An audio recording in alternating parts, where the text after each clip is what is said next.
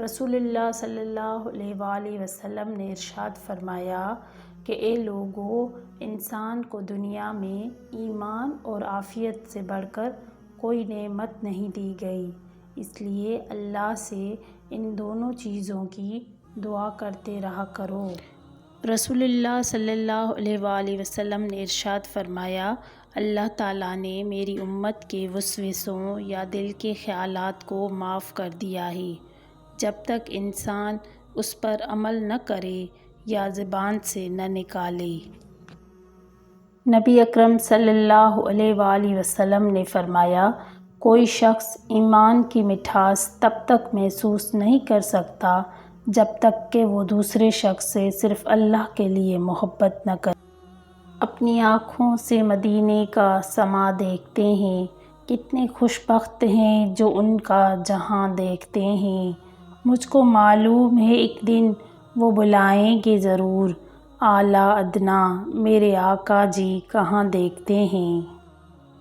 سجدہ کر لیا ہے تو کیوں خدا سے ضد لگائے بیٹھے ہو، طریقہ بندگی ہے سر سے پہلے دل کو جھکایا جاتا ہے، کیوں ہوتے ہو پریشان انجام کے خوف سے تم، ان کے پیچھے نہیں بھاگتے جن کا معاملہ خدا کو تھما دیا ہے۔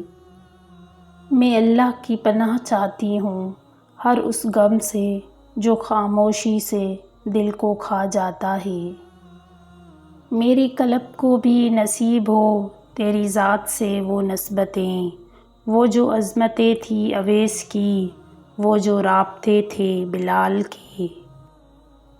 یا رب نظروں کو آج کچھ ایسی بینائی دے، جدھر دیکھوں مجھے مدینہ دکھائی دے، کاش ایسی روانی ہو آج ہواؤں میں، نبی پر درود بھیجوں اور جواب سنائی دے، وہ عرش کا چاند ہے میں ان کے قدموں کی دھول ہوں، اے زندگی گواہ رہنا میں غلام رسول ہوں۔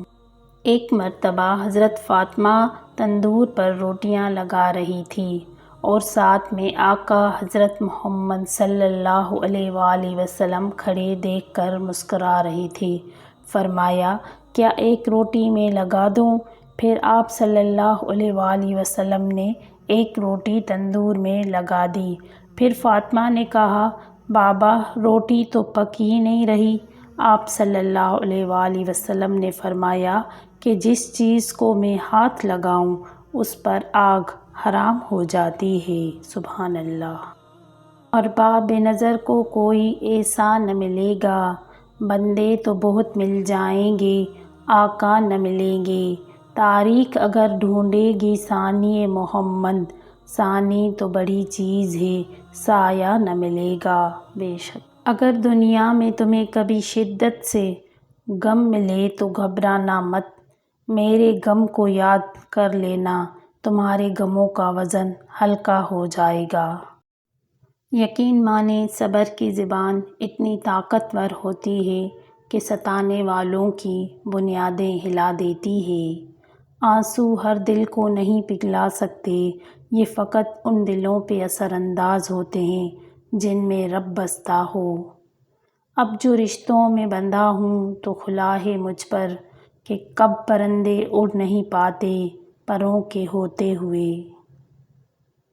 زندگی بدلنے کے لیے لڑنا پڑتا ہے اور آسان کرنے کے لیے سمجھنا پڑتا ہے۔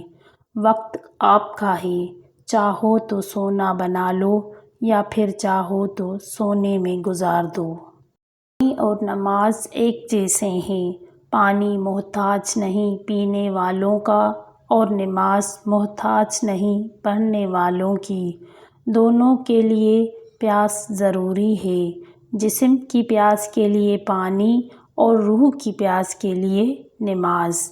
اللہ سبحانہ تعالیٰ آپ کی روح کو ہمیشہ نماز کا طلبگار بنائے، آمین۔ پوچھا، اے میرے پروردگار، میں تجھے کس طرح حاصل کروں؟ ارشاد ہوا کہ اپنے نفس کو چھوڑ اور آ جا۔